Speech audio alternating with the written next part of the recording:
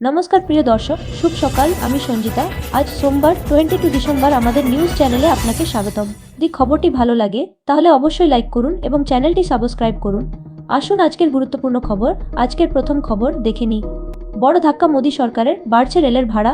Local ট্রেনেও কি গুনতে হবে অতিরিক্ত মাসুল? রেলযাত্রীদের জন্য বড় খবর। বছর শেষের আগেই বাড়তে চলেছে খরচ। ভারতীয় রেলের তরফে নতুন থাকার তালিকা প্রকাশ করা হয়েছে। জানা গেছে 26 ডিসেম্বর থেকে বাড়তে চলেছে দূরপাল্লার রেলযাত্রার খরচ। প্রতি কিলোমিটারে ভাড়া বাড়বে 2 পয়সা। রেলের দাবি, নতুন ভাড়ায় রাজস্ব আয় বাড়বে 600 কোটি টাকা। বাড়তে থাকা খরচ সামলাতেই এই সিদ্ধান্ত বলে জানানো হয়েছে। কিন্তু রেলের উপর নির্ভরশীল দেশের একটা বড় সংখ্যক মানুষ এই ভাড়া বৃদ্ধি তাদের উপর প্রভাব ফেলবে বলে ধারণা বিশেষজ্ঞদের। জানা গেছে নন এসি কোচে মেল এবং এক্সপ্রেস ট্রেনের ভাড়া প্রতি কিলোমিটারে 2 পয়সা বাড়ানো হয়েছে। অন্যদিকে এসি কোচের ভাড়াও প্রতি কিলোমিটারে 2 পয়সা বৃদ্ধি করা হয়েছে। এক বিবৃতিতে বলা হয়েছে, ভাড়া বৃদ্ধির ফলে এই বছর প্রায় 600 কোটি টাকা অতিরিক্ত রাজস্ব আয় হবে বলে আশা করা হচ্ছে। পরবর্তী খবর, উত্তাল বাংলাদেশ। চট্টগ্রামের ভারতীয় ভিসা কেন্দ্র বন্ধ করল নয়াদিল্লি। নিরাপত্তা বৃদ্ধি সিলেটের উপদূতাবাসেও। জুলাই আন্দোলনের অন্যতম ছাত্রনেতা তথা ইনকিলাব মঞ্চের মুখপাত্র ওসমান হাদির মৃত্যুতে উত্তাল বাংলাদেশ। পরিস্থিতি বিচার করে চট্টগ্রামের ভারতীয় ভিসা কেন্দ্র আইব্যাক বন্ধ করল নয়াদিল্লি। পাশাপাশি সিলেটের ভারতীয় উপদূতাবাস এবং ভিসা আবেদন কেন্দ্রেরও নিরাপত্তা বৃদ্ধি করা হয়েছে বলে খবর। চট্টগ্রামে ভারতের সহকারী হাই কমিশনার জানিয়েছে, বাংলাদেশের সাম্প্রতিক ঘটনার জেরে নিরাপত্তা পরিস্থিতি নিয়ে উদ্বেগ সৃষ্টি হয়েছে। সেই কারণেই রবিবার থেকে চট্টগ্রামের ভারতীয় ভিসা কেন্দ্র বন্ধের সিদ্ধান্ত নেওয়া হয়েছে।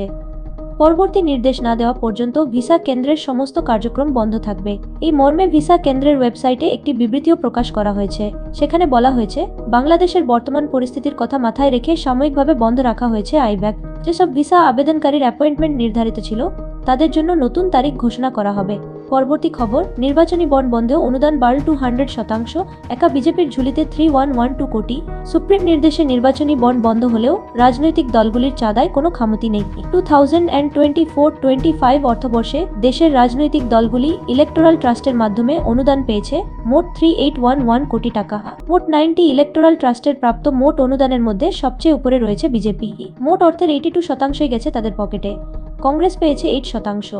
বাকি দলগুলি মিলিতভাবে পেয়েছে 10% অনুদান। ইন্ডিয়ান এক্সপ্রেসের রিপোর্ট অনুযায়ী 20 ডিসেম্বর পর্যন্ত নির্বাচন কমিশনের কাছে 19টি নিবন্ধিত ইলেকটোরাল ট্রাস্টের মধ্যে 13-এর অনুদান সংক্রান্ত বিবরণ ছিল।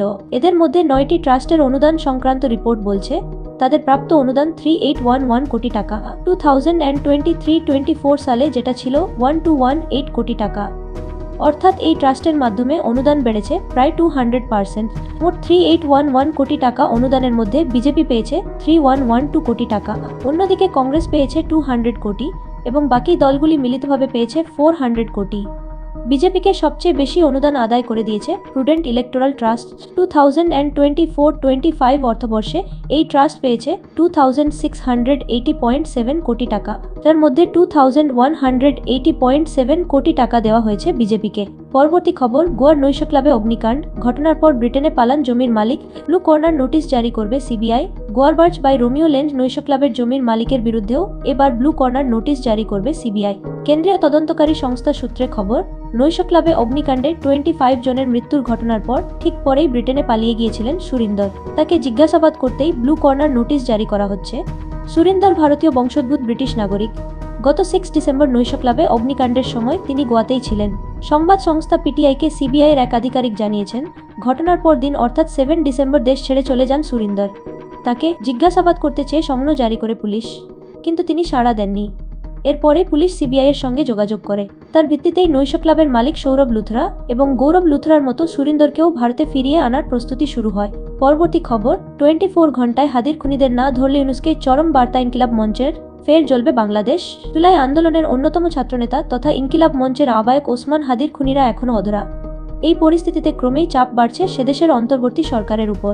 এবার প্রধান উপদেষ্টা মোহাম্মদ ইউনুসকে চরম বার্তা দিল ইনকিলাব মঞ্চ। তারা স্পষ্ট জানিয়ে দিয়েছে, 24 ঘন্টার মধ্যে হাদির খুনিদের ধরতে না পারলে অন্তর্বর্তী সরকারের স্বরাষ্ট্র উপদেষ্টা এবং সহকারী উপদেষ্টাকে পদত্যাগ করতে হবে।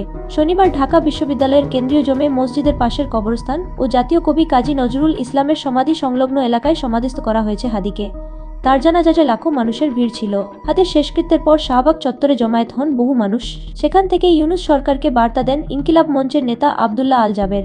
বলেন, হাদির খুনিদের গ্রেপ্তার করতে সরকার কী পদক্ষেপ করেছে তা জনগণকে জানাতে হবে, পাশাপাশি তদন্ত কতদূর এগিয়েছে তাও জানাতে হবে। যদি সরকার তা করতে ব্যর্থ হয় তাহলে স্বরাষ্ট্র উপদেষ্টা তথা লেফটেন্যান্ট জেনারেল জাহাঙ্গীর আলম চৌধুরী এবং প্রধান উপদেষ্টার বিশেষ সহকারী খোদাবক্স চৌধুরীকে পদত্যাগ করতে হবে।